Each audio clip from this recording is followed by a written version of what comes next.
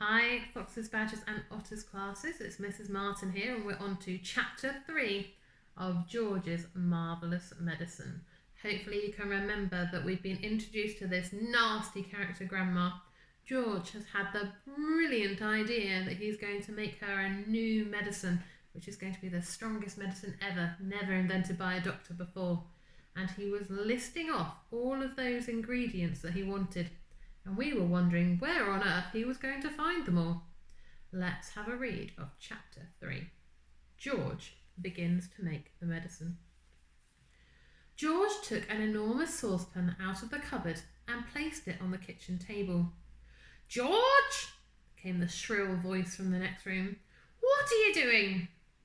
"Nothing, Grandma," he called out. "You needn't think I can't hear you just because you closed the door. You're rattling the saucepans."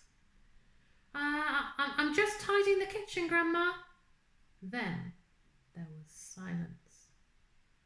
George had absolutely no doubts whatsoever about how he was going to make his famous medicine. He wasn't going to fool about wondering whether to put in a little bit of this or a little bit of that. Quite simply, he was going to put in everything he could find. There was no messing about. No hesitating, no wondering whether a particular thing would knock the old girl sideways or not. The rule would be this: whatever he saw, if it was runny or powdery or gooey, in it went. Nobody had ever made a medicine like that before. If it didn't actually cure Grandma, then it would anyway cause some exciting results. It would be worth watching.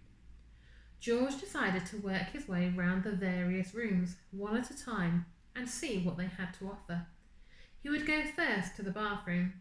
There are always lots of funny things in a bathroom. So upstairs he went, carrying the enormous two-handled saucepan before him. In the bathroom he gazed longingly at the famous and dreaded medicine cupboard. But he didn't go near it. It was the only thing in the entire house that was forbidden to touch.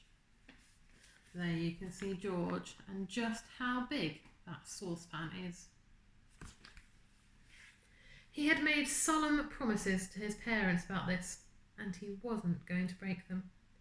There were things in there, they had told him, that could actually kill a person, and although he was about to give Grandma a pretty fiery mouthful, he didn't want a dead body on his hands. George put the saucepan on the floor and went to work.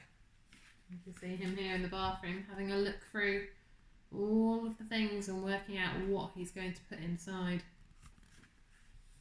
Number 1 was a bottle labelled Golden Gloss Hair Shampoo.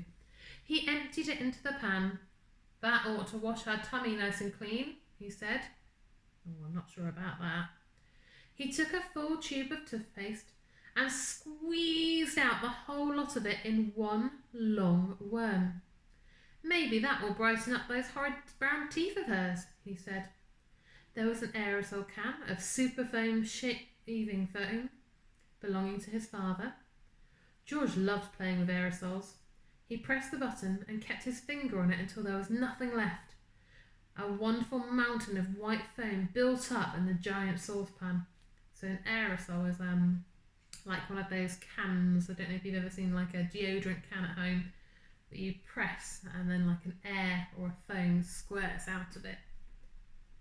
With his fingers, he scooped out the contents of a jar of vitamin-enriched face cream.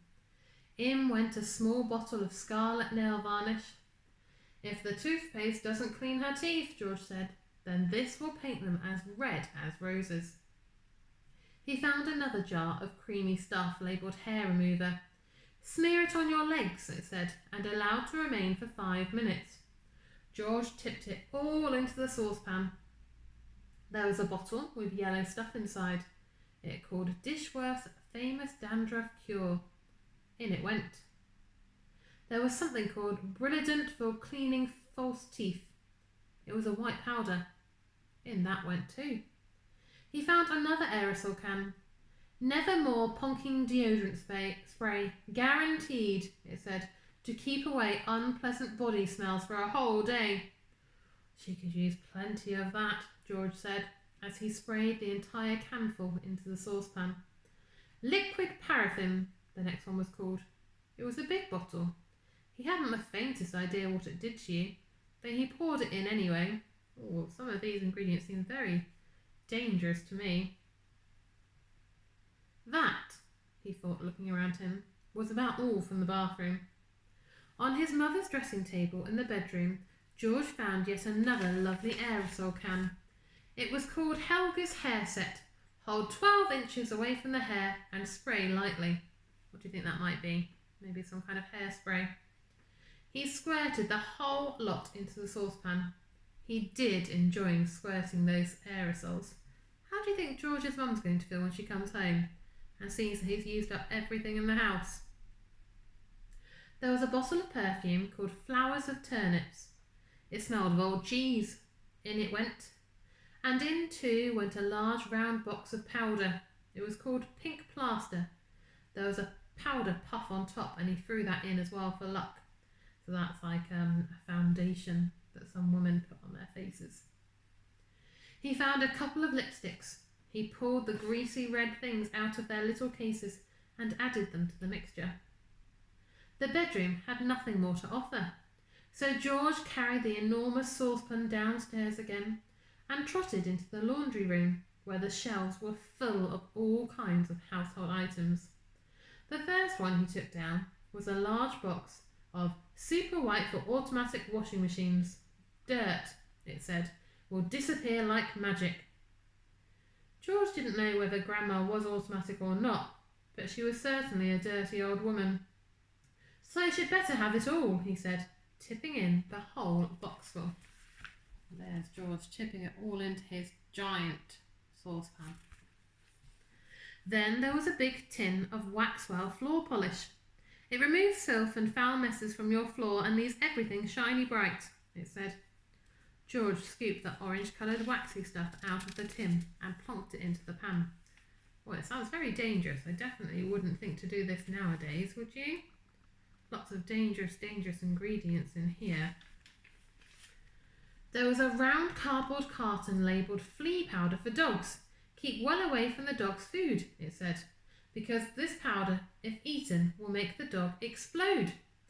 Good, said George, pouring it all into the saucepan. What do you think would happen if Grandma ate it then? He found a box of canary seed on the shelf. Perhaps it will make the old bird sing, he said, and in it went. Next, George explored the box of shoe cleaning materials. Brushes and tins and dusters. Well now, he thought, Grandma's medicine is brown, so my medicine must also be brown, or she'll smell a rat. What does that mean, she'll smell a rat?